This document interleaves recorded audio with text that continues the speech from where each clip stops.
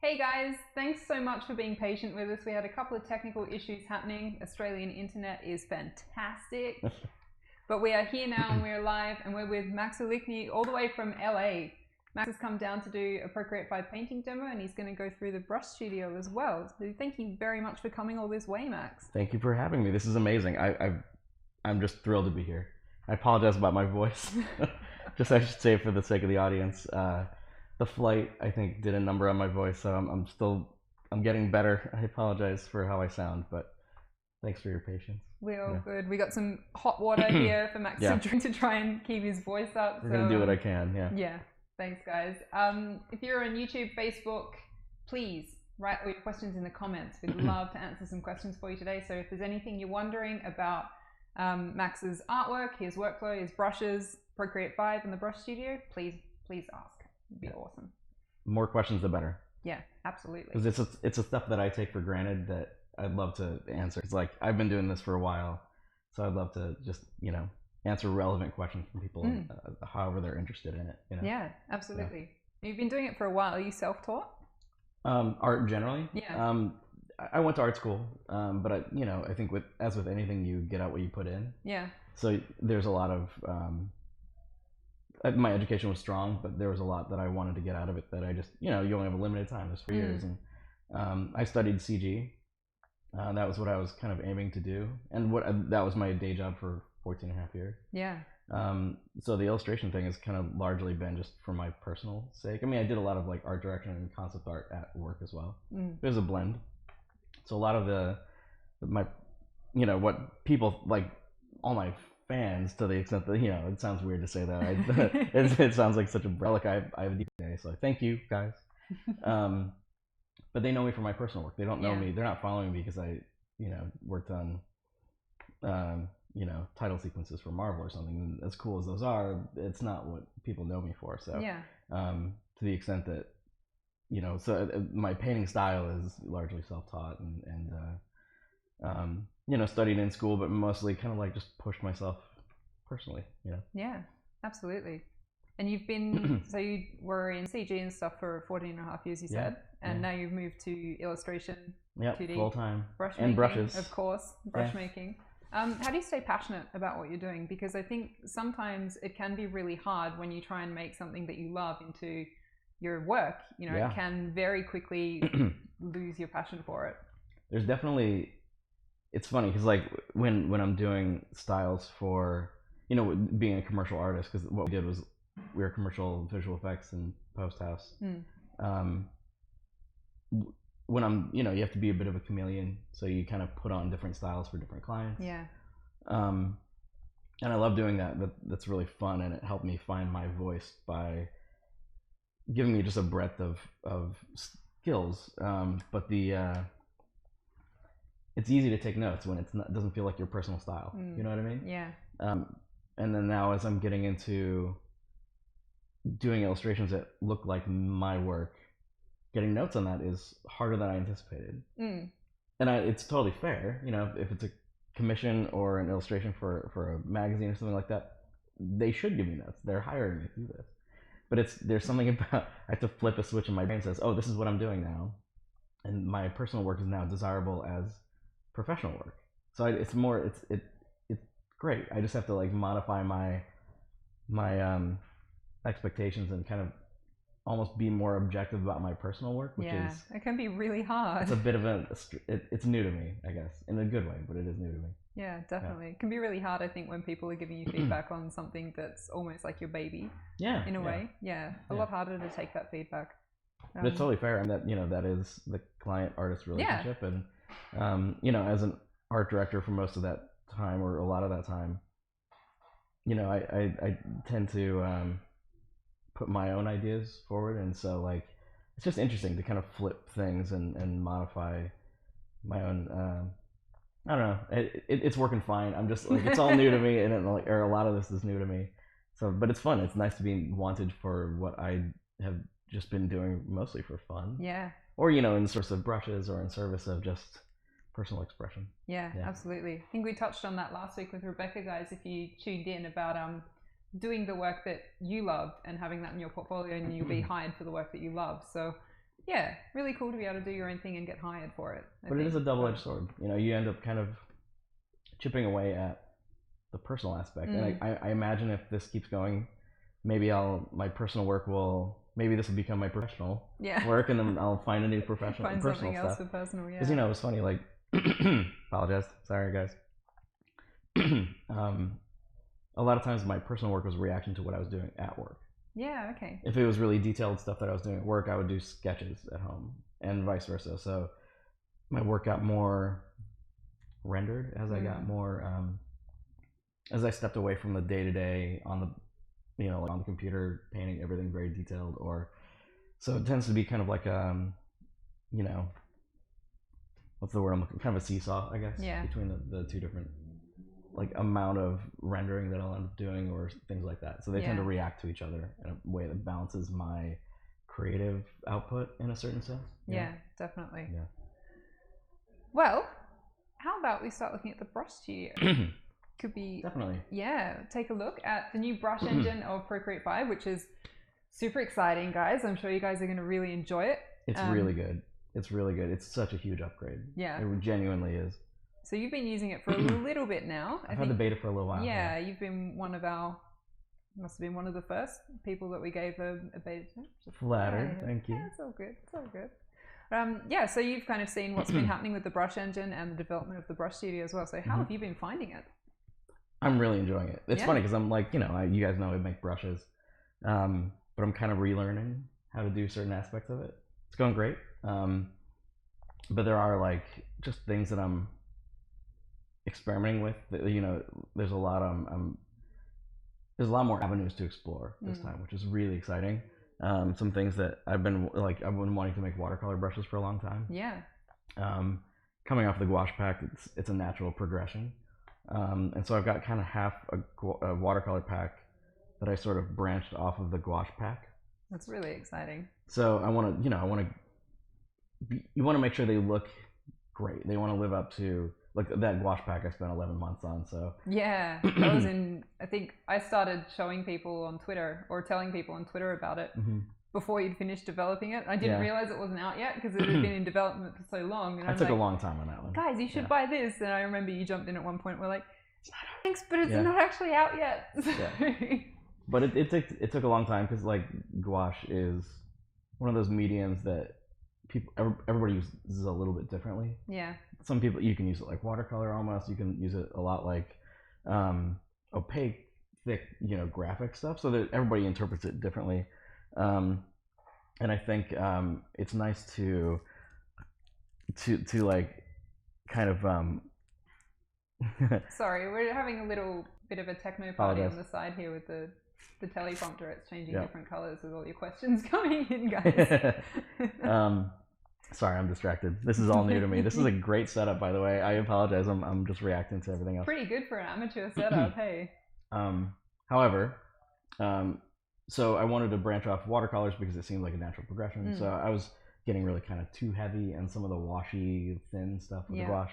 So it's nice to, I wanted to explore it. Point is, the new brush engine came along at the exact right time. Because, you know, in order to make a great watercolor brush, you kind of need like a dual brush setup to let it pool and kind of, you know, imply some like nice watery bleeding effects. So, and we can do it now. And I'm working on it now. Hopefully it'll be out, you know, shortly after the software releases. I'm hoping, anyway. Yeah, fingers crossed. Depending on when you guys tell me it comes out, because I don't know. I genuinely don't know. You can stop asking. I actually don't know. It's this year, guys, because I know now that we've said that, people are going to be in the comments like, when? It's coming out this year. Trust us. It's not much longer in the year. Awesome. Yeah. It's a pretty good hint. Yeah, pretty good hint. Yeah. Pretty good hint. It's going to be soon. Good. Well, I'm excited for everybody to get their hands on my gosh. The beta seems to have been really popular. I've been following the hashtags. And it's like people are really into it. Yeah, it's been really excited. And when it went, when the beta applications opened up, our website crashed and everything went down, and Twitter was ablaze. It was so much fun. Yeah. Should we talk about the engine? Let's go and have a look. So I just did this quick little doodle. We'll come back to that. I'll probably, as I get into making brushes, maybe I'll start to fill it in a little bit. It's just a quick little doodle. You probably saw it, but it's getting more wintry. He's wearing a pea coat now, so I'm just kind of like getting, pea coat for the summer here. Yeah, absolutely. Need one of those. It's very confusing. Your seasons are Tasmanian weather though. You arrived yesterday and it was pretty nice, and this morning it was raining and it's cold, and so that's fine. Yeah, it's Tassie. Well, apparently it's doing the same thing back home. Oh, okay. LA, so. You're not missing out. No, apparently the weather is a disaster in America. So, happy Thanksgiving, by the way, to my American friends. Thank you for tuning in on Thanksgiving. I appreciate that. I'm signing in from Black Friday, so calling from the future. Yeah, we've been getting a few people in the Instagram DMs wishing us Thanksgiving, so thank you very much, guys. Yeah. We don't celebrate it here in Australia, but we appreciate the sentiment and hope that you have happy Thanksgiving as well. So thank you. Well, thanks for tuning in on a busy family day. Yeah. Unless maybe you're just avoiding your family.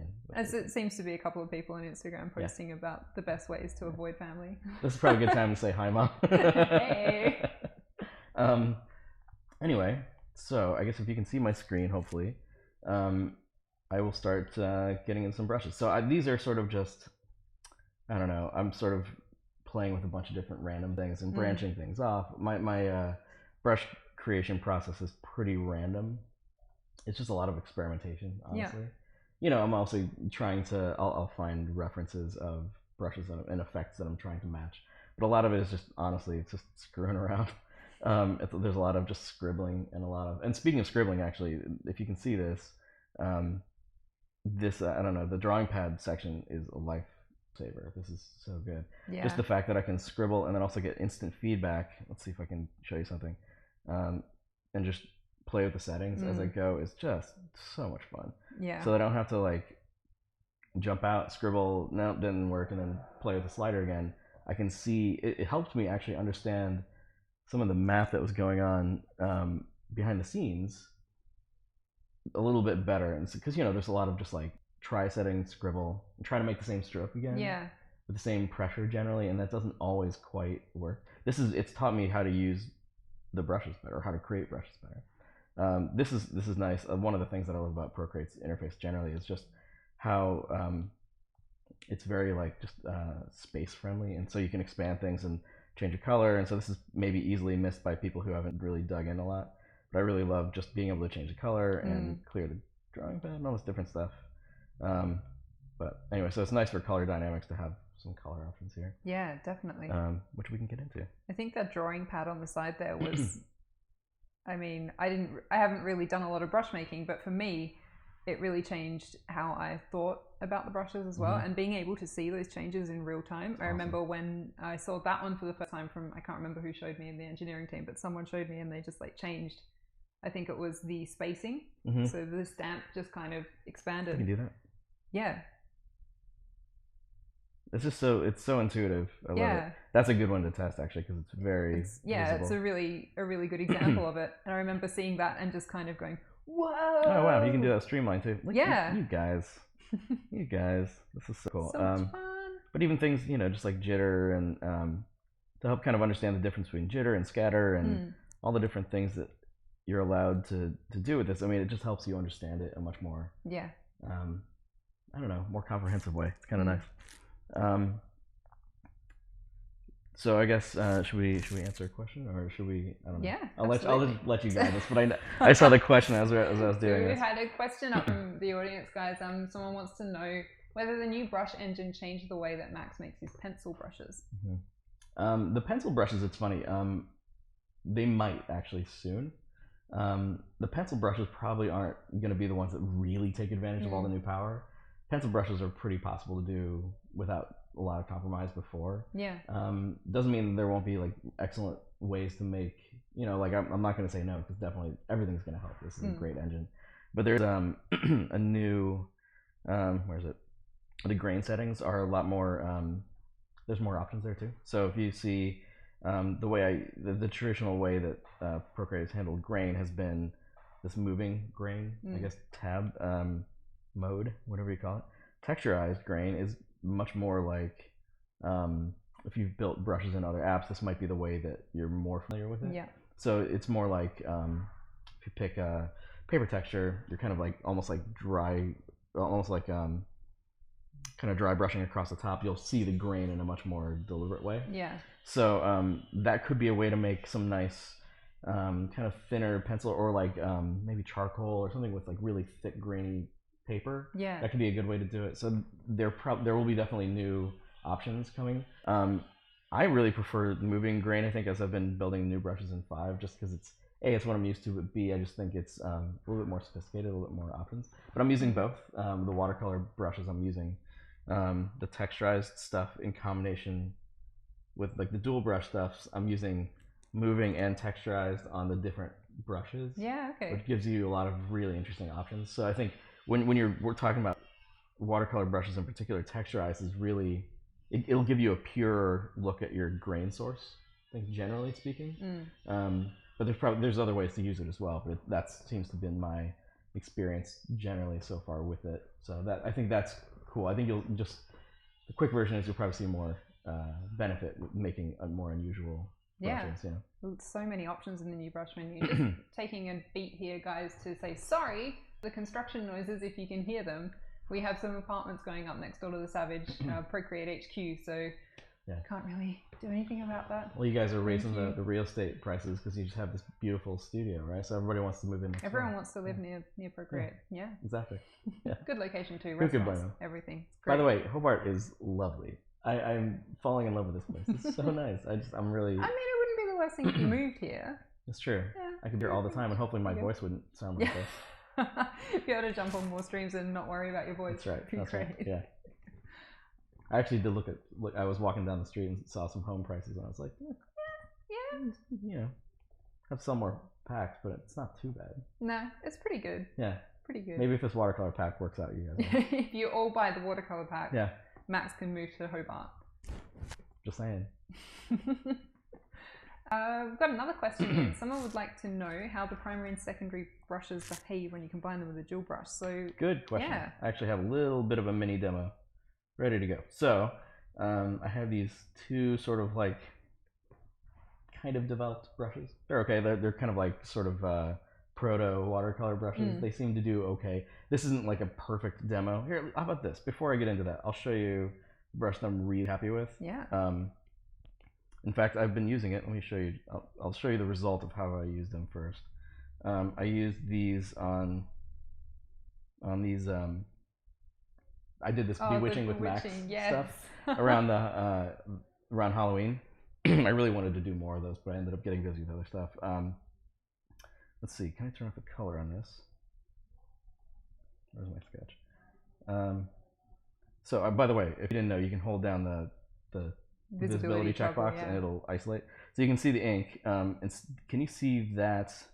The kind of like the washy ink. So there's. I don't have an answer for that. Oh, hey Siri. What's up, Siri? Maybe, now my phone's gonna go off.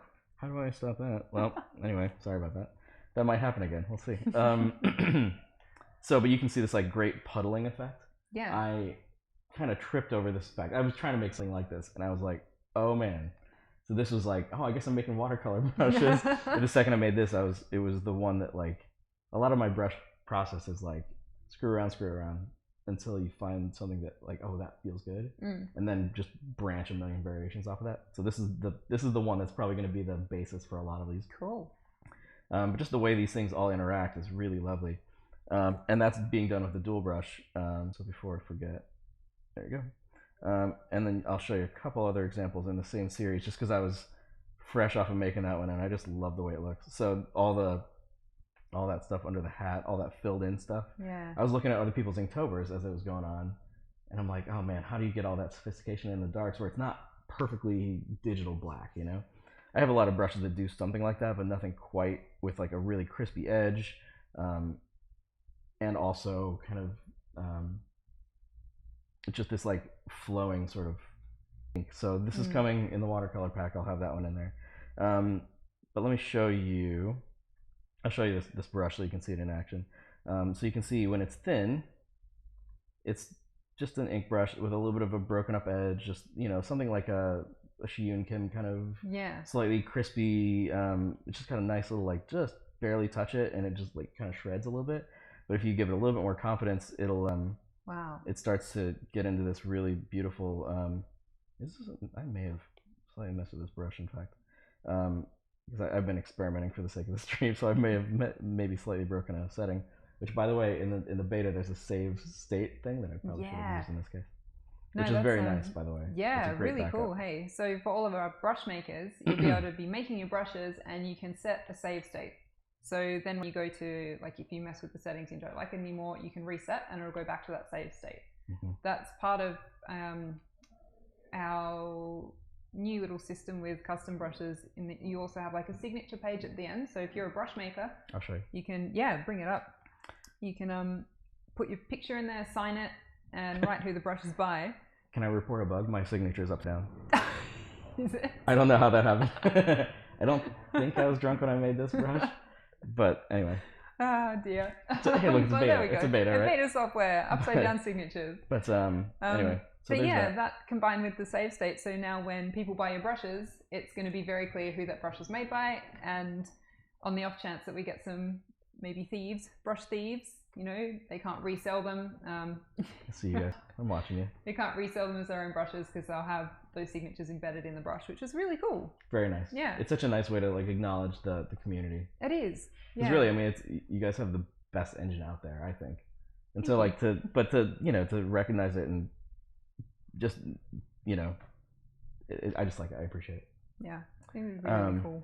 But yeah, that create reset point is will definitely come in handy if I end up messing up brushes again. So I think it's okay. I think maybe I'm just working at a slightly different scale.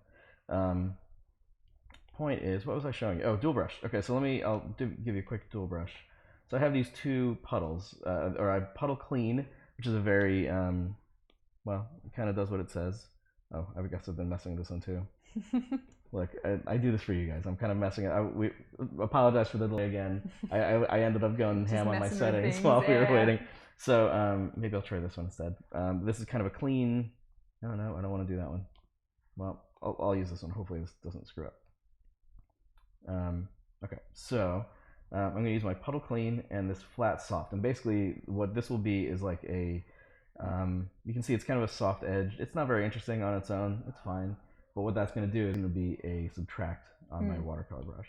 So I'll show you this. This is just a nice kind of like more or less flat edged thing. And then this one is soft edged, and that will kind of ride along on the same stroke. So I'm going to undo those and then combine these. So select two. I don't know if the order matters. I think that's how I did it before. We'll find out. And then combine. There they go. The animation is nice. I like that. It's cute. I think I did that in the right order. So now, let's see. So I'm going to tap on this. Did I do divide or subtract? I think it was subtract. Is that right? Maybe that's too aggressive. I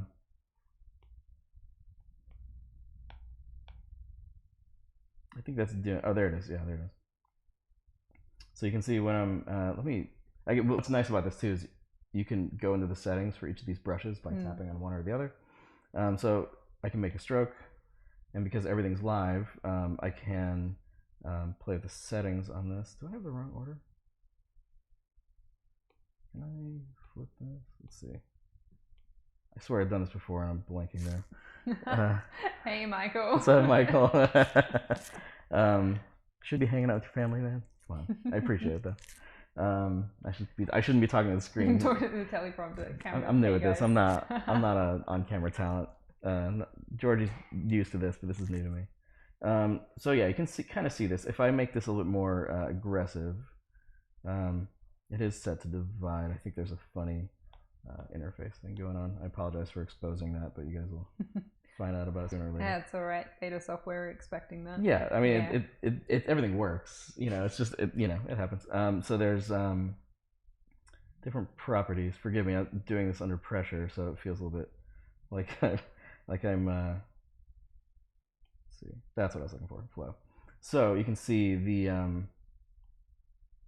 it gets a little bit more. I'm going to clear this so you can see better. It gets a little bit more transparent. This is very aggressive for the sake of the demo, by the way. You can see, you know, with a little bit more finesse than I'm giving it at the moment, this is really, really powerful. Yeah. This is this kind of thing that, like, when I was making this, when I branched off the watercolor pack, I'm like, I don't know how I'm going to do it. So I kind of just shelved it. And then coincidentally enough, you guys just, I don't know, a couple months later, if that, you guys are like, hey, guess what? Hey, new brush coming out with the exact same thing you needed. So I think that's a warning for procrastinators. You're doing the right thing. You know, just really sit on it until your problem solves itself. Just wait, and then Procreate will give you the thing, and then it's fine. Exactly. Yeah. But the dual brushes are super cool, guys. They work really, really interestingly. So you get your two brushes, and they kind of like squish through each other, and you can choose a different blend mode for how they interact with each other, as Max was doing there with the divide. I think subtract or divide is probably going to be one of the more common ones for watercolor kind of things. Yeah, really cool. And you can do so many things with the pressure sensitivity in the Apple Pencil now as well. So you'll be able to, like, if you have that set to subtract or divide, like the more you press on it, the more it will kind of dissolve, I guess, as well.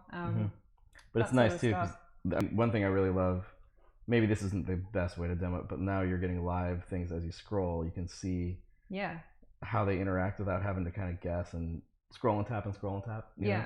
So it's much more intuitive than it used to be, which is great. Or than it is in most pieces of software, honestly. I just think this is really, really clever. Really useful. Difference between subtract and difference, by the way, or subtract and divide, that is, will be more clear when you're using a color, I believe. Let's see how that works. I think it's working. Oh, this is nice. The rendering mode is really something I'm really thrilled about. I haven't dived into those yet. Yeah. Doved. Well, this is really nice because you can.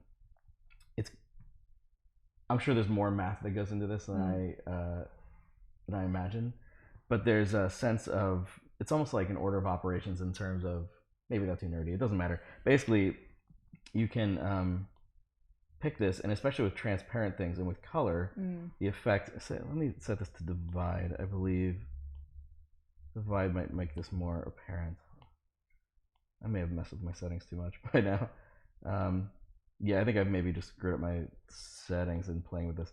But basically, it changes how intense some of these different effects are. A lot of my watercolor brushes have been more on the light glaze kind of things, or it seems to like accent texture versus strokes in different ways.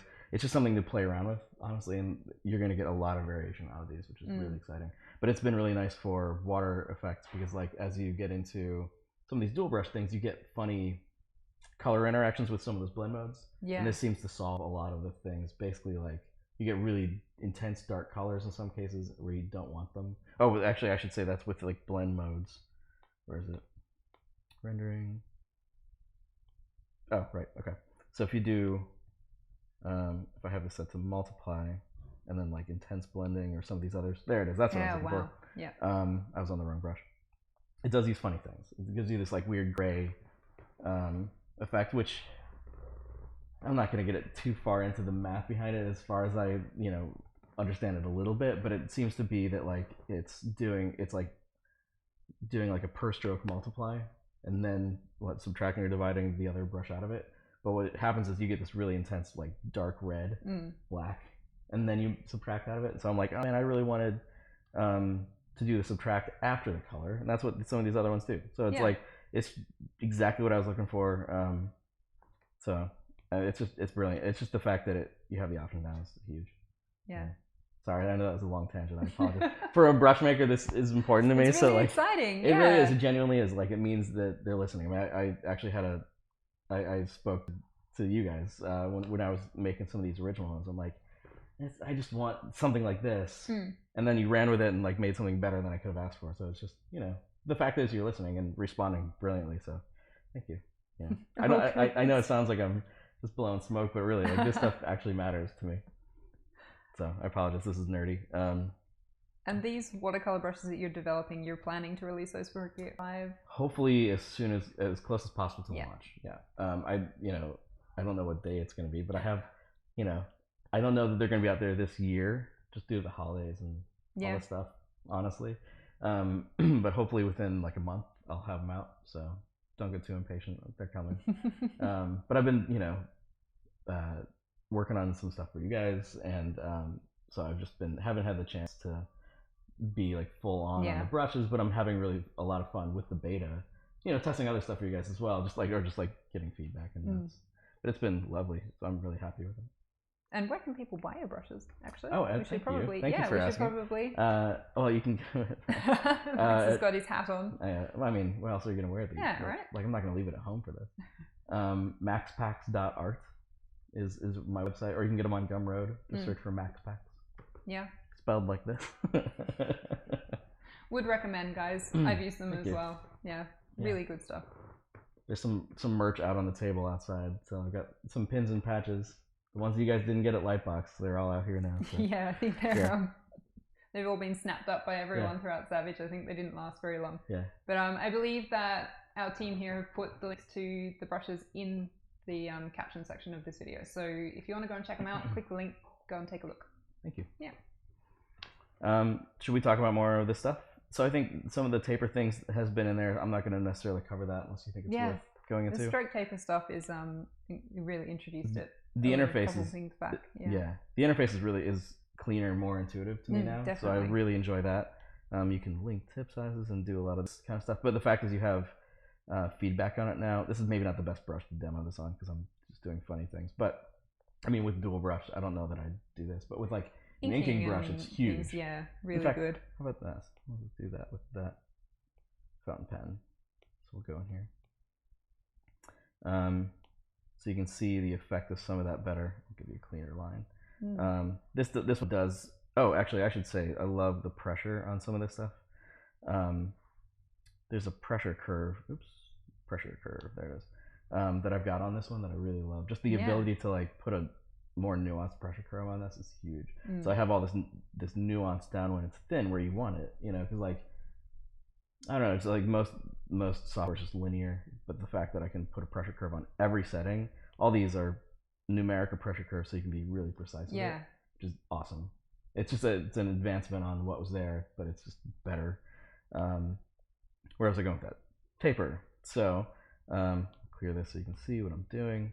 And by the way, some of the gestures still work, so I can scrub and that'll still clear it. But so I don't really need to use taper in this one because, like I said, actually that worked. Kind of worked. I've got a little like square end on that one, so I can still do my. I do have a tweet. Oh, that's why it's clean because I have taper on it already. Or do I? Maybe I don't actually. But I could. By doing this. Is that not working? Oh, there it is. Okay. Yeah.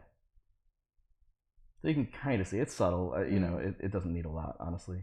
The touch taper is nice. Oh, classic taper you can always switch back to. I think the new one's better.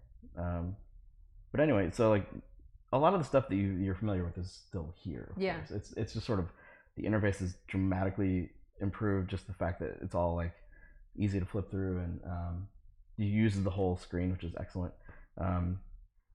Just the fact that I can save a reset point is awesome. Save. That's new. I'm happy about that. Yeah. It's also going to get me better at signing my signature upside down. I think that save point is one of my favorite things about the new Brush Studio really by far. Nice. I mean, especially for brush makers. I know people adjust my brushes, and you're more than welcome to do it. Once you buy them, they're yours. Please don't sell them. But but I know everybody works a little differently, and some people like to have. I like a lot of chisel tip brushes because it feels natural to me. Sometimes people want their chisel 90 degrees off from what I like. It's fair enough. Change it. But say one day like you've modified too many things, you want to go back to the original. You'll be able to do that now. So good. It's really useful. I feel better about putting them out in the world, just knowing that there's a save state that they can reference. Yeah. I do recommend though, however, if you're going to mess with brushes, duplicate them, branch them off. Always. Yeah, it's really good advice to duplicate your brushes before you do anything to them. I would also add, do the same with your artwork. If you're going to do any major changes to an artwork, totally duplicate it in the gallery beforehand, and then if you stuff it up too much and you're like, oh no, you have the original piece that you can go back to. Yeah. Top tips. Yeah. Oh, actually, as long as we're at it too, you can always just hit cancel on your session here. If you're if you're experimenting too much and like, I don't know where I started. So, yeah. But to your point though, the duplicate thing, I'm gonna go back out to my gallery. You can see I have versions of a lot of my stuff. So sketches, that's line work over here, this red one. And then they just get more developed. It's a habit. I'm a compulsive saver on desktop apps. Just I have to be. I've crashed too many times. I've crashed here and never lose stuff, but there is a reality to this stuff where you're gonna it's software, things happen. Yeah. So it's just pays to be a little bit extra careful, I think, and do that sort of stuff. You'll never regret it. Nope, never. And if you're shy on space, just delete them when you're done. Okay. Oh, apparently we need to remirror the iPad. Ooh, okay. Sorry, guys. Let me Give see us what I can 1 do second, here. guys. See if I can do this from here. Oop, the wrong one. Sorry. OBS. Yeah. Okay. Am I back? How's that, guys? Am I good? We back yet? Yes? No? Maybe? Yeah. Cool. We're Seems good? like Okay. we are. Sorry about that. Yeah, so with the Brush Studio, actually, I think one of my other favorite features of Brush Studio is color dynamics. Color dynamics. Yeah. Let's do that. Have you That's done really fun. many of color dynamic-y things with your new brushes that you're developing? Or? I'm also developing oil brushes. Oh, nice. I'm really excited about oil Yeah. brushes. The watercolors are like something I just want to get out because I'm excited to put it out in the world and finish that half a pack that I've had going on for a while. I like watercolor a lot. I've got, I taught myself watercolor 4 or 5 years ago. Yeah. I really enjoy it. It's not my go-to medium though, at least not digitally. I like it when I'm painting traditionally, but it's been a while. I'm really excited about oils. Last year I took a boot camp for like oil painting. Oh, cool. At Watts Atelier in Southern California. That was awesome. So I've been and I'm trying to get back into oil painting for fun myself. So I've been wanting to get into, actually speaking of duplicating, I'm going to duplicate that before we get too far. Yeah. So I want to get into oils here because I just think it lends itself better to digital than strictly watercolor for myself anyway, for my medium, for my preferences, I should say. And that's like, I think there's just a lot of options for kind of impressionistic effects with color dynamics. So I am using it a little bit on some of my brushes. Turns out not this one, but I will. I'll show you. I'm going to clear this. Show you red. So you can do it on stamp. I've been doing it mostly stroke just because I feel like I have more control. Yeah. But you can do hue. And it's not going to show you a ton there, but you can, as I paint more, it's just going to show you a ton of options there, which is cool. But you can also do it on, you can do it on per stamp, which is kind of wild. That's a little hard to control, frankly. But I think there is a way to make that work that I haven't completely thought of. You could probably do like a spray of impressionistic mini strokes that way and have it flow in a direction. It's not the way I'm used to working. I don't have any built that like would really take advantage of that currently.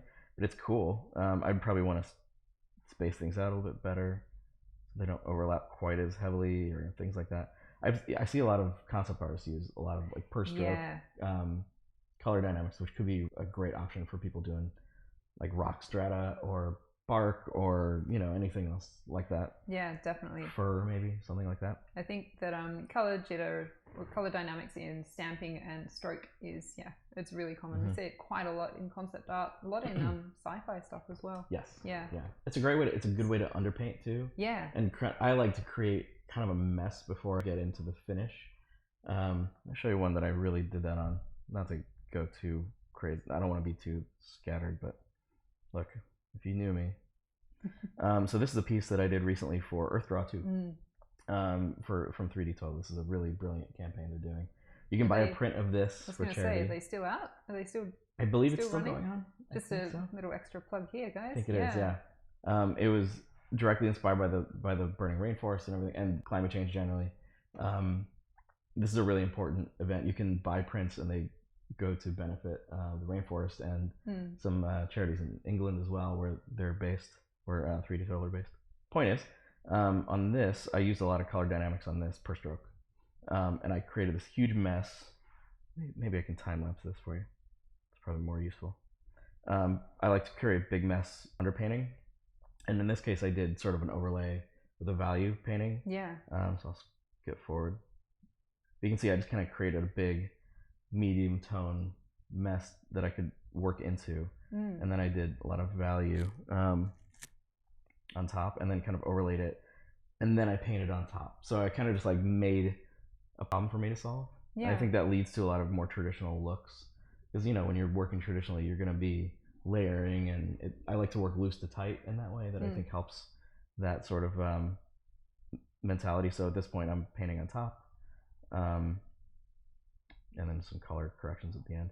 But I think that way, with color dynamics per stroke, you could make a really great mess. Yeah. And then refine where you need to, or blend where you need to. I think that could be a cool way to work for a lot of people.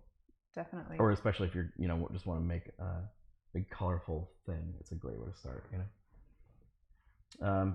But should we go into, should we do more color dynamics, or do you think we covered it? I think it's fairly self-explanatory, really. I think so. Set it to a lot of things, guys. It's also works on pressure. Oh, and secondary color. Yeah, is new, and secondary actually. color is pretty cool as well. So you've got a heap of different sliders in each section. I personally really love it on pressure because I can get like a full spectrum of rainbow through the single stroke just by applying a bit more pressure in it. But you can work with secondary color as well. So as Max was showing you now, you can pick a second one, and then if you have your color dynamics brush set to using secondary color, it'll go between those two colors that you've picked there based on whether you're doing it by stroke, stamp, pressure. It's an important note that those color swatches up to the top right act differently than they used to now. So that is a secondary color. So if I change it from red and yellow, I've also got some hue in there, so it's a little bit funny. But if I change it to red and green, now you'll see mud, red and green mud caterpillars. You get the idea. Yeah. That I mean, that's kind of a weird demo, but it works brilliantly, really.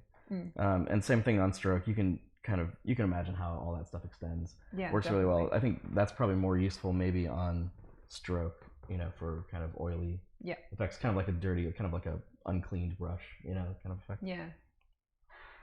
Yeah. That one's going to be really fun. I'm so excited to see what people do with color dynamics. Yeah. I know it's been asked for a long time, so. Yeah, it's gonna be a good one. Yeah. I think also just like I tend to put a little bit on for my oil brushes just between strokes, because you can never really mix the same color twice. So just kind of like might as well lean into that effect and just kind of embrace what oils do naturally. And you can always turn them off. If you modify the brush, you can always do your own thing with it. So, absolutely. Yeah. What else should we cover? I think we've had a good look at the majority of the things in there. Or a fair few of the things. How about this? We'll just step through it and see if anything is interesting. So, stroke properties, this is all kind of standard stuff. Pressure, you've seen. Oh, this is nice. The shape source is slightly modified. So now you can make stuff. Oh, yeah. I haven't played with this one yet either. This is nice. I like this a lot. And the fact that you can rotate is all excellent. Pressure, roundness, and all these things. You can kind of imagine how that stuff is going to extend. This is a little bit modified, and it's just a cleaner way to view your things. So this is just nice and clean. But it's just a little bit different from what it used to be. It's all still there. All the stuff you're used to is still there. Yeah. But it's just a little bit more better organized. And you can also in here, this took me a minute to figure out, you can 2-finger tap to invert. So that's there. Grain, same deal. It's all kind of similar. The texturized thing, like we talked about, is the kind of the biggest difference, I think, between what we had before. And a lot of these things have texture editor now too. Have you played that's around right. with that I have actually. I made a watercolor brush that had a bit of a modification. Oh yeah. The excuse me, sorry, my voice is going. Good. Damn airplanes. I know. Someone's probably a carrier on that airplane. But what I really love about this is before, if I had to make a texture, I'd have to go on desktop or something and stamp a tileable texture. Now you can. Is this still in there? Did I forget it? Oh. Am I showing something off that I shouldn't be showing off? Might well, at one point, maybe it moved and I'm unclear as to where it went. I apologize. However, for a minute, well, maybe I shouldn't mention a feature if it's been taken out. Well, I might be wrong. It might be a bug. Well, there was a cool texture thing, guys, where you can make your textures for your grain. Yeah, it would tile stuff for you. Yeah, that's clearly where I was going with that.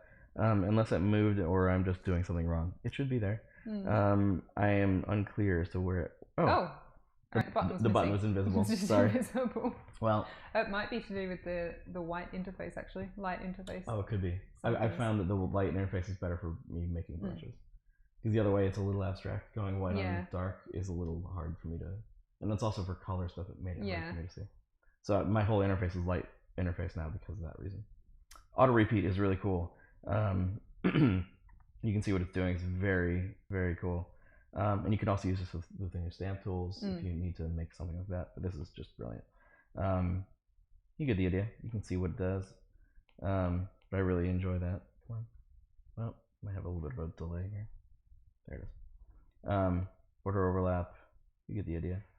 But I was using one of the built-in watercolor textures, but it had kind of a noticeable repeat. Yeah.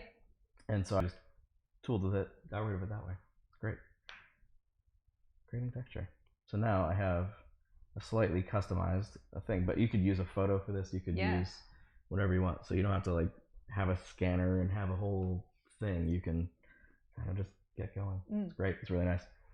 But I think that's a huge upgrade. Yeah.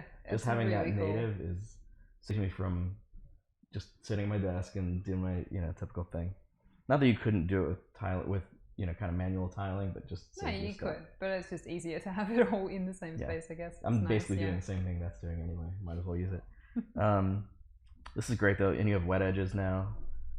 Maybe not the most impressive use of that in this case, this particular brush. But you got blend modes, like you're used to.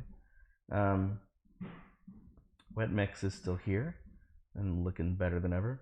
Color dynamics we covered. Dynamics, these have always been, I don't think that's really all that different. I use that a little bit with ink things. The faster you go, the more kind of, or the less ink it lays down, so it kind of gives you like a bit of a dry brush effect.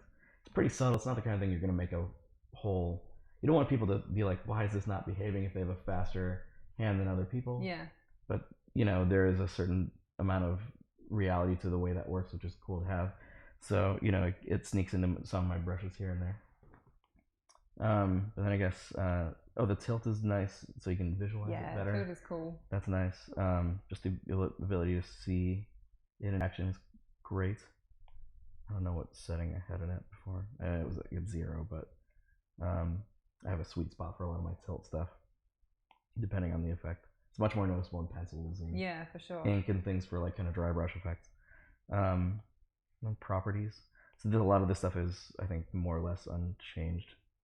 A lot of the stuff from Procreate 4 you'd be used to. It's just in a different interface and a bit easier to kind of play with. Once you find where it is, you'll know exactly what to do. And then there's just a lot more options on top of it. Yeah. It's really cool. In addition to, ABR import, which is pretty fun. Oh yeah, that's pretty fun too. So if you guys have had any brushes. Yeah, please buy the brushes. Yeah. Any of your favorite Photoshop brushes that you used to have or still do, you can import them now into Procreate with Procreate 5. So they'll drop in, they'll become dot brush brushes,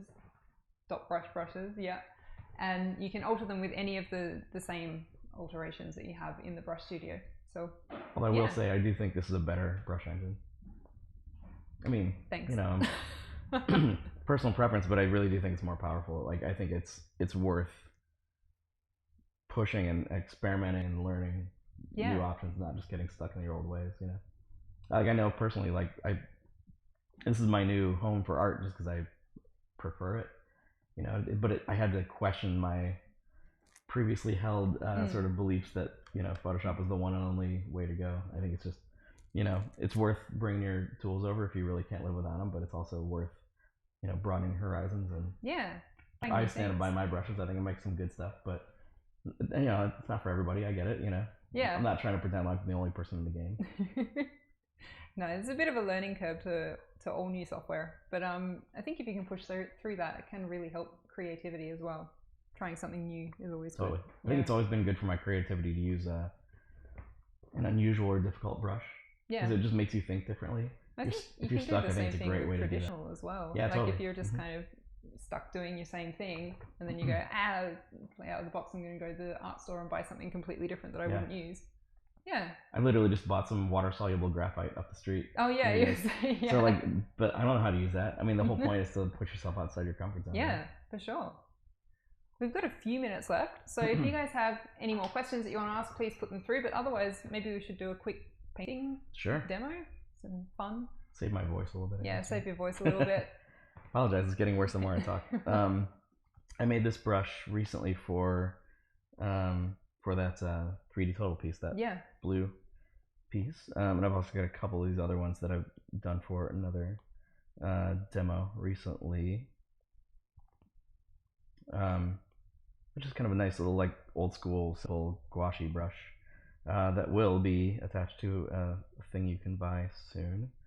I won't mention it until I know I'm allowed to. However, I'm going to use, how about this? Maybe I'll start with that technique that I was telling you. I'll just make a big mess and show you some of the things you can do. This is something I really enjoy. This is one of my new favorite brushes.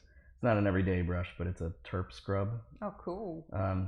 But with a dual brush, so kind of like the harder you push, the thinner it gets, kind of like just like a real terp. Like if there's sort of a turpentine, I guess, if people don't know what I'm saying. The harder you push, the more it kind of like scrubs it away. Yeah. Which is really exciting. So it's kind of like a watercolor effect, but in different, just different in result. It's a bad color to show you. Let's see. I'll go a little heavier on it. You can see like the harder I push, the more it pushes it out. Yeah. So it's like a nice way to tone a canvas, but then the harder if you get on it, it kind of scrubs it out and smooths it out, just like you would toning a real canvas. This is going to be for the oil pack whenever that comes out. But I've got some color dynamics on it. You can see it's pretty subtle, but it's there. This is not a precious brush, so the idea is just like go a little crazy and make a mess. So if I wanted to, just tone the canvas, lift off enough to get some color dynamics, probably just be a little bit messier with it, because why not? But like I said, I like to, get a little color variation as I go. Should I talk over the chainsaws? Yeah. Or whatever those are. So that, I think that's actually a really fun brush to use. Like I said, it's a little unwieldy. It's not the kind of thing you want to use for everything, but it's a nice. It's more versatile than you think. I like to use it to give a little texture on top of stuff. Yeah. Or if there's just a big flat area, I think it's nice to just to use it that way. By the way, this is nice too. I love that. Oh yeah, floating color picker. Really, really cool. So I think that's not something I ever thought I would need, and then I got the beta, and I started using it, and I was like, oh, okay, this is definitely a solid in my workflow from now on. Yeah. So you can still get a lot of this different stuff along the way. I tend to keep it on this one just because I find I like to know exactly where my absolute values are. Yeah. But you're welcome to use this. I just find it a little bit hard to know where my white is, or my blacks or whatever. So it's just I find it more intuitive to keep it on that. You can see this the terp scrub is not very opaque, so it's good to just like lay down a base of stuff as you go. Let's see, it's kind of a pea coat, I guess in this case. I'm sneaking up on the color. I don't like to go too opaque or do like flatting. If anybody knows that technique, it's where I do it sometimes, certainly, but like if I'm trying to be more or less traditional, I don't like to use it much, or I like to layer and layer and layer, and then like clean up edges after the fact when it's more or less flat. Just because I feel like edges are what are the biggest difference between a digital piece and a traditional piece. Yeah. You'll never find a traditional piece with a perfect edge. So you'll always find the most interesting transitions are in a traditional piece are the edges, from rolling off from one surface to another, or you'll get a little peak of canvas. To me, that's the most interesting part of a painting is that. So I always like to not overly clean. It takes a little bit more work. It's nice and organized to flat everything, but for my money anyway, at least it's a lot more interesting to just layer and kind of embrace imperfection. Yeah, I just think it's fun. Someone in the comments reckons that your voice is summoning the chainsaws. It's probably the same tone, huh? I apologize for that, guys. I really wanted to be the song of your people. I know. Yeah, exactly. I really wanted to be in my best state for you guys. I apologize.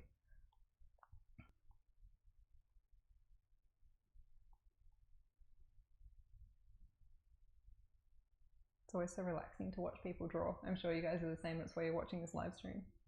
But I find that I always learn something new when I'm watching the live streams, especially, but just watching people draw is always so calming. It's a great brush to just lay a base down, and then you can get more opaque afterwards. Yeah, it's really cool. But I'm not paying attention to my edges at all. I'm kind of just going crazy. Because I can always erase, you know, I can always, done, you know? You don't need to overthink it. Oh yeah.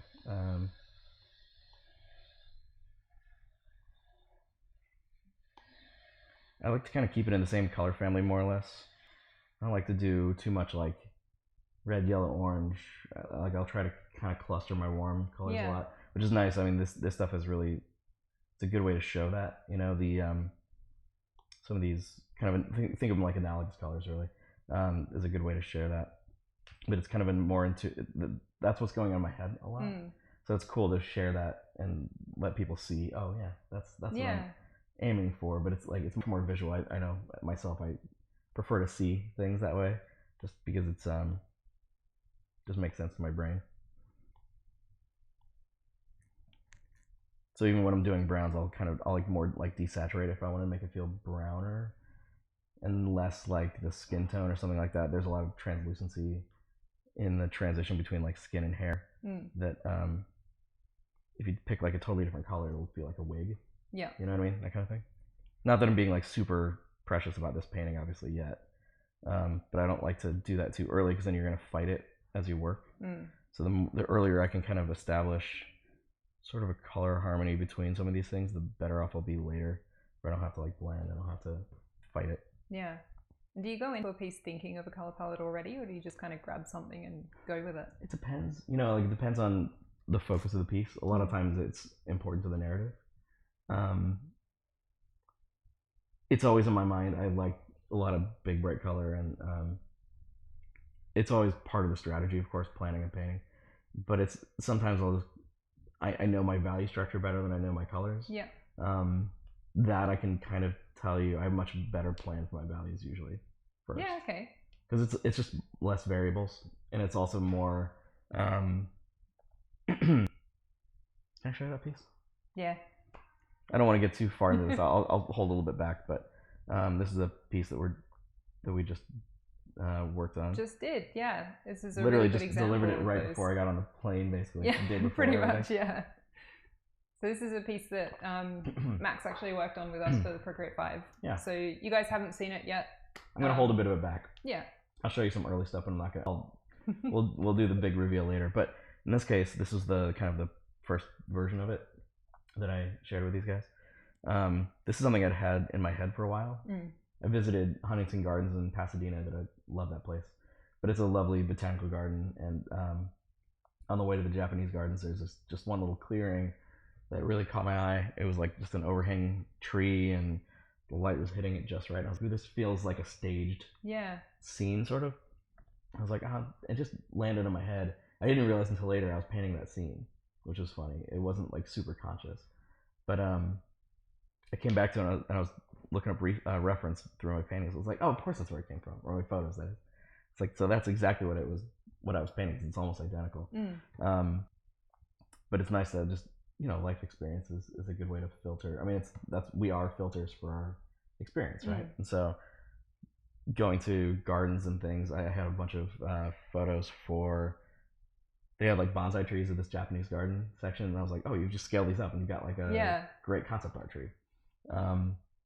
Travel's great for that, you know, just kind of getting outside your usual comfort zone. So I mean, this is fun. This is research in a way, you know. But point is, a work trip, totally. Yeah, completely. Exactly. So this is completely what I'm thinking about is values in this one, because it's like this top-down sort of clearing, and I wanted the raider in the foreground to be shadowed and kind of mysterious, like they're jumping out from the shadows. So it kind of, the lighting was a big part of the narrative on this one. Yeah. And you want the Pegasus to be looking beautiful and kind of glorious and translucent and colorful. You know, one of the things we talked about was we wanted a lot of color and a lot of vibrancy with the piece. And so I was thinking about it very, very early on. So especially with like a hard light like this, you want to have some decently dark shadows to feel like the light is very bright. So I knew there was going to be like a lot of overlap between layers and a lot of like, you know, light, medium, dark kind of interplay. So it's a bit of a puzzle on things like this. But this one worked out pretty well for that. So I think, I don't know how much to show. I'll just leave it there probably, but you can see that through the thumbnails at least.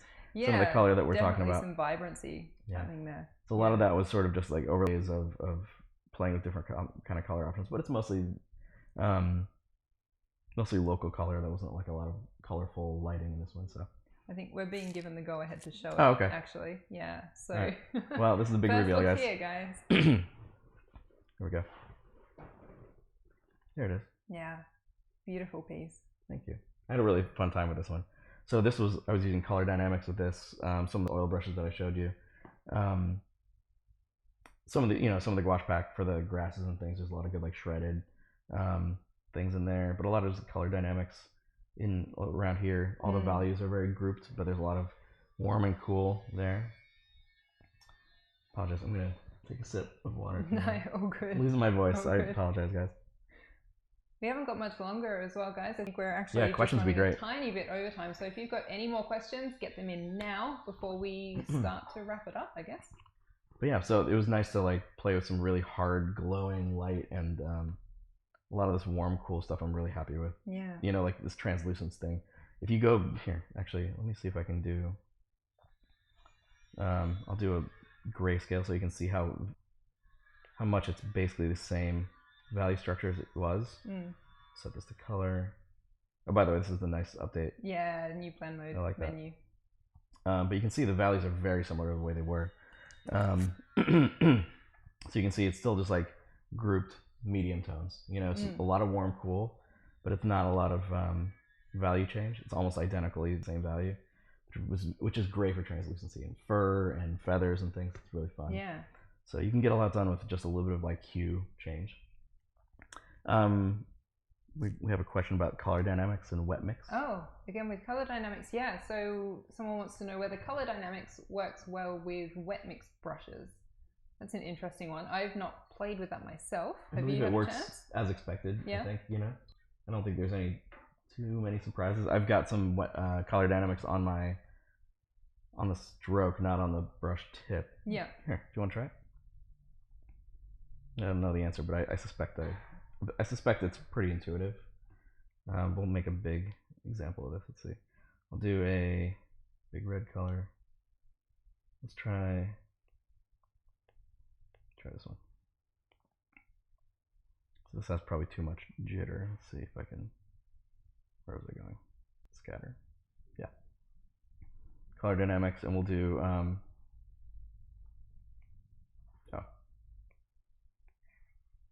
Okay, and then we'll do some wet mix. I guess this is using wet mix. Yeah, there it goes. Yeah? You see that? So it's a little wacky, but it works. Definitely interesting. Here, I'll take that to the canvas. And then you can sort of like if you lift the pressure off, you can get the pressure. It mixes better. That's the way I like my brushes. Is to be a little bit more pure as I'm putting more pressure down. Then if I lift off, it's almost like it's kind of just like letting the bristles drag along the brush. So that is kind of the way I think of. It feels like oil to me. So yeah, it works. Just don't make a brush like this. This is stupid. Reminds me of the very hungry caterpillar or something. Yeah, that's right. Yeah, the very smeary, smudgy caterpillar. Yeah. So don't do this, but yes, it works. It works. There you go. Yeah. Cool. Okay.